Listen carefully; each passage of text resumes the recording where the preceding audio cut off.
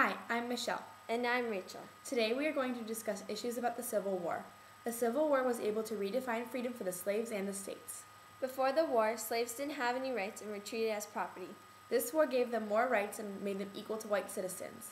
According to the South, the war was being fought so that they can have equal rights. President Abraham Lincoln was elected in 1860, and he wasn't even on the ballot in the South. To the South, this meant that they weren't being represented equally. The North wants to preserve the Union and stop the spread of slavery. The Dred Scott decision decided that the slaves were property and not people. Therefore, Congress cannot prohibit slavery in the United States. If the government wanted to preserve the Union, they needed to elect a Republican president, and they nominated Mr. Lincoln. The Wilderness Campaign and Sherman's March to the Sea destroyed the South and deprived them of their resources. It showed the South that they can't survive on their own and that the North is stronger than they are. On Sherman's march to the sea, he is practicing total war and is completely demolishing everything in his path. Freedmen's Bureau is helping make slaves equal by providing them with food, education, and legal help. Thanks for watching this special Civil War newscast. Stay tuned for more. The Dred Scott case was brought to trial in 1847 in the St. Louis courthouse. The issue was not whether or not the Scots had their freedom, but the consideration of property rights. The Scots lost the first trial, but then were granted the right by the judge to a second trial. In the second trial, the jury heard the evidence and decided that Dred Scott and his family should be free.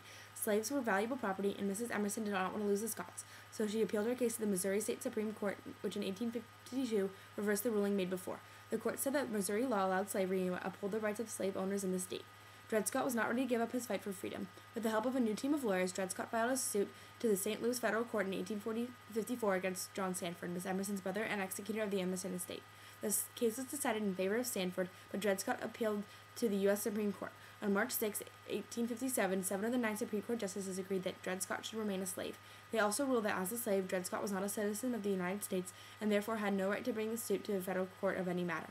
In addition, he declared that Scott had never been freed due to the fact that the slaves were personal property, thus the Missouri Compromise of 1820 was unconstitutional, and the federal government had no right to prohibit slavery in the new territories. The American public reacted very strongly to the Dred Scott decision. The South rejoiced when they heard the news of this decision. The slavery was starting to spread even more, which would make it harder for the North to stop it. On the other hand, the North was repulsed. The new Republican Party realized that they would have to stop the spread of slavery without the help from the Congress and the courts. Their political campaign of 1860 led to the election of Abraham Lincoln as President of the United States and South Carolina's secession from the Union. The Dred Scott decision moved the country to the brink of General Sherman and U.S. Army Commander Ulysses S. Grant believed that the Civil War would end only if the Confederacy's strategic, economic, and psychological capacity for warfare were broken. Sherman therefore applied the principles of total war and started his march to the sea. He ordered his troops to burn crops, kill livestock, consume supplies, and destroy buildings along their path.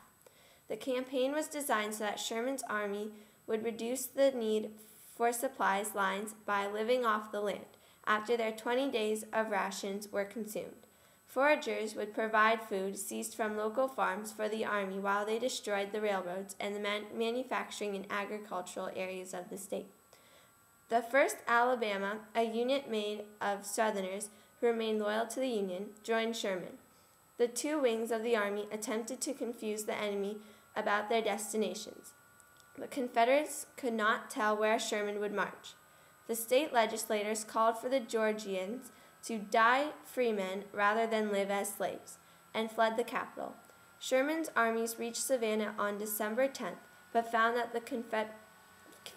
Confederate General Hardee was established 10,000 men in good positions, leaving only narrow paths to approach the city.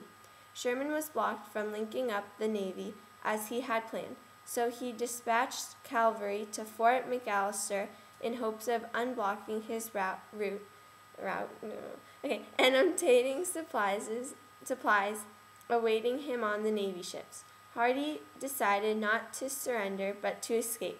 On December 20th, he led his men across the Savannah River, escaping the scene. The next morning, Savannah Mayor R.D. Arnold rode out to formally surrender. How many dollars in destruction do you think you cost the Confederacy? Probably about $100 million. What did you cause so much damage on?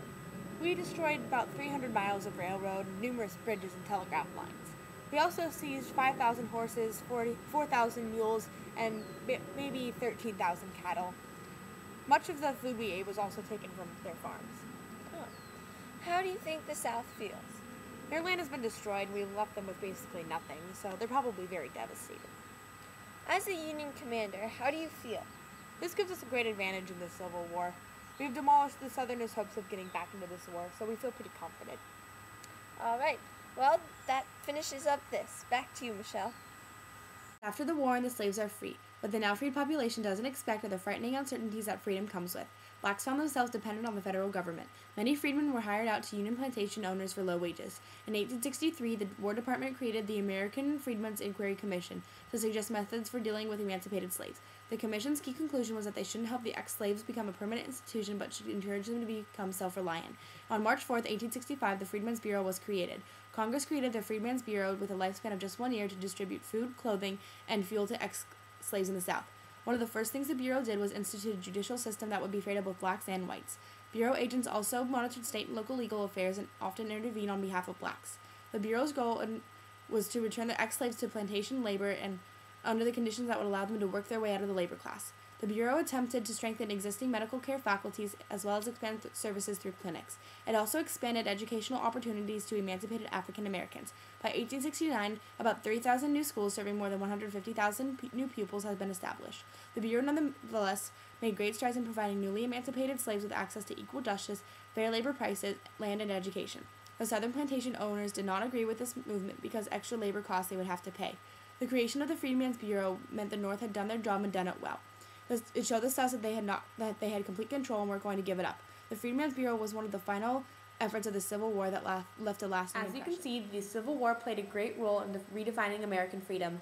The Dred Scott decision helped start the war and gave the people something to relate to when they were fighting. The March to the Sea destroyed the South physically and mentally. All of their resources were gone and they couldn't replenish themselves fast enough. Freedmen's Bureau made the slaves fit in with society better and helped them have a better life after slavery. Thank you for watching this special report. See you again next time.